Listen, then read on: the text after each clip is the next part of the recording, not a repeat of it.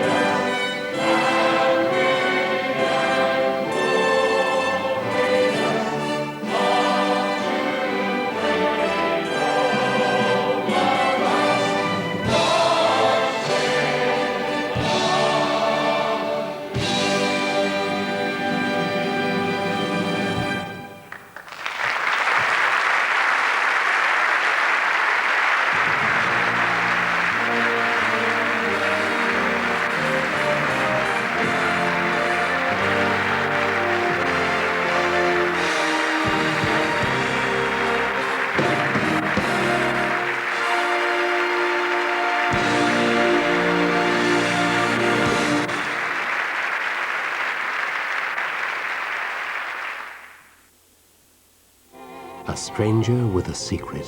What is it that you're afraid of? Why can you not speak freely? A past that haunts the present. Give me the girl I love, and I will swear eternal constancy to her, through summer, winter, youth, and age.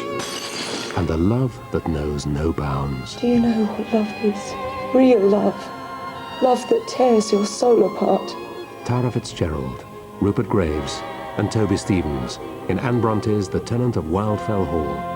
Starts next Sunday at 8:30 on BBC1.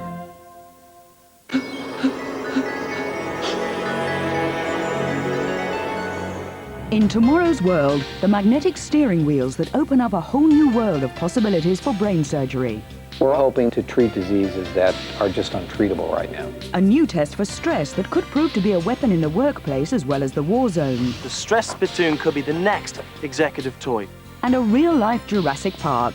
Can woolly mammoths be brought back to life 5,000 years after extinction? Tomorrow's World. Tomorrow, 7:30 on BBC1. First Wives and Old Wicked Songs. Goldie Hawn and Bob Hoskins are Clive Anderson's guests on BBC1 in 15 minutes. The news now on BBC1 with Michael Buerk. The UN Secretary-General has appealed for immediate international action on Zaire tonight as the world was seeing the first evidence of how 1 million refugees fled in panic. The inquiry into insider dealing in Eurotunnel shares moves to this side of the channel. And Marge Proops, Queen of the Agony Aunts, has died.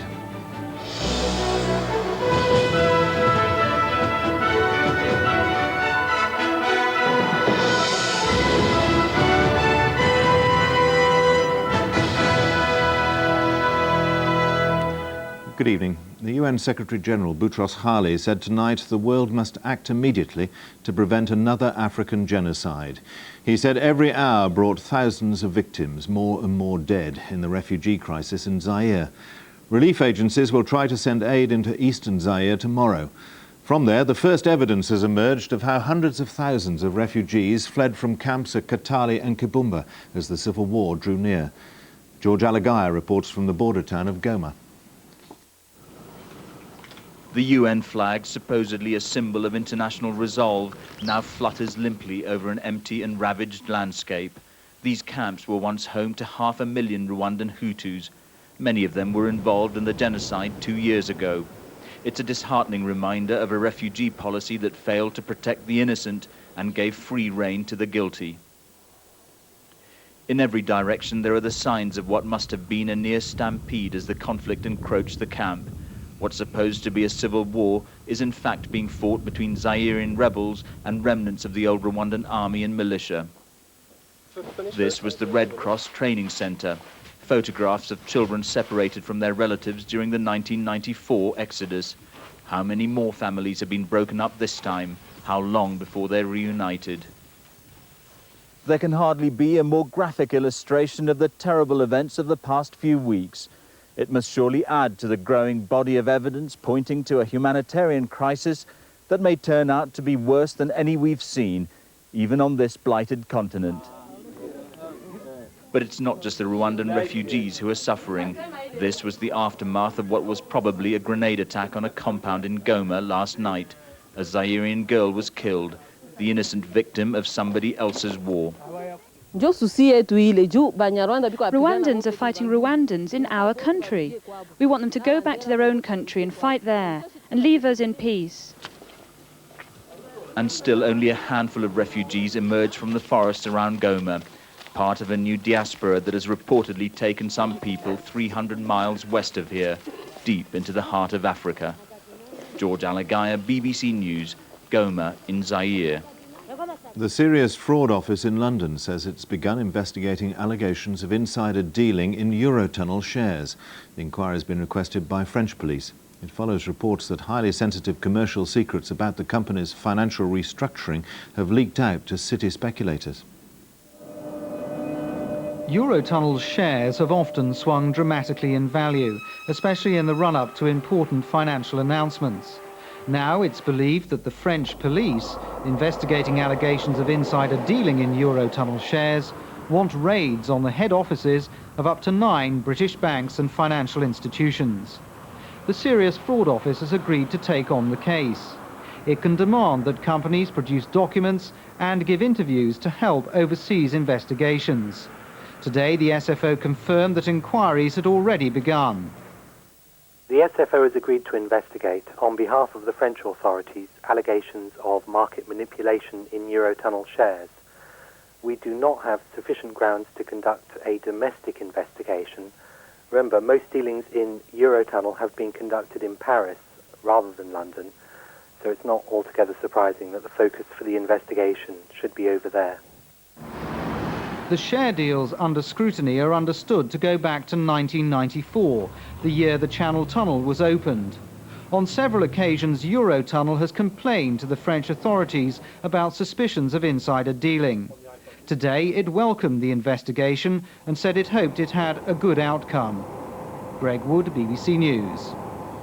The Lord Chief Justice, Lord Bingham, has criticised the government's proposals for minimum sentences for some crimes. He said the assurance in the crime bill that judges would be able to exercise flexibility in exceptional circumstances was not sufficient. I think it would mitigate the difficulty if the bill provided that a judge should not be obliged to pass a mandatory sentence if he considered it, in all the circumstances, unjust to do so. The Deputy Prime Minister, Michael Heseltine, has denied claims that he proposed a plan to involve civil servants in the promotion of Conservative policies in the run-up to the election. Mr Heseltine, who was responding to a leaked memo, said the allegation was part of a dirty tricks campaign by Labour. Our political correspondent Nick Jones reports. The Cabinet Office has to make sure the political neutrality of civil servants isn't breached, and it's the job of the Cabinet Secretary, Sir Robin Butler, to oversee the civil service. He challenged Michael Heseltine's plan to recruit public service and privatised industry chiefs to promote government policy in a way that could have involved Whitehall staff.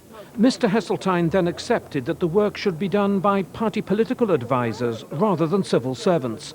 But this didn't satisfy Labour, who say they'll be demanding a full explanation in the Commons tomorrow. Bear in mind, it was Sir Robin Butler that intervened. It wasn't Mr Heseltine at all. He stopped it because it was a flagrant use and abuse of civil servants. I don't take heart from the fact that one of the very few checks and balances we have left now in our democracy is the integrity of the civil service. That's not the way it ought to be.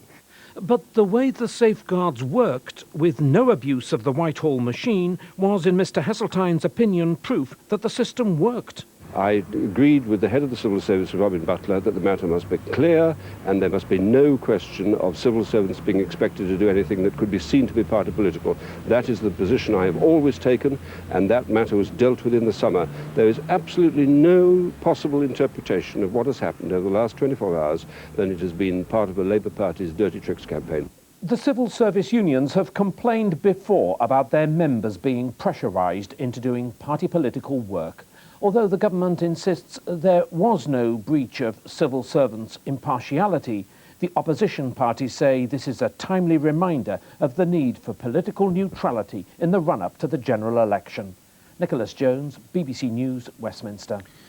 13 people were killed and 11 others injured when a bomb went off during a memorial service at a Moscow cemetery.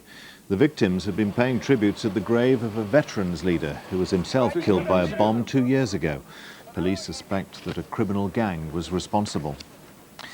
The Queen has led the nation's tributes to those who died in 2 world wars and other conflicts this century in the traditional ceremony at the Cenotaph in Whitehall. The Royal British Legion says that tomorrow, Armistice Day, it expects millions of people to observe 2-minute silence at 11 o'clock. Paul Newman reports. On a cold and damp morning in Whitehall, 10,000 ex-servicemen and women paid a silent tribute to their fallen comrades.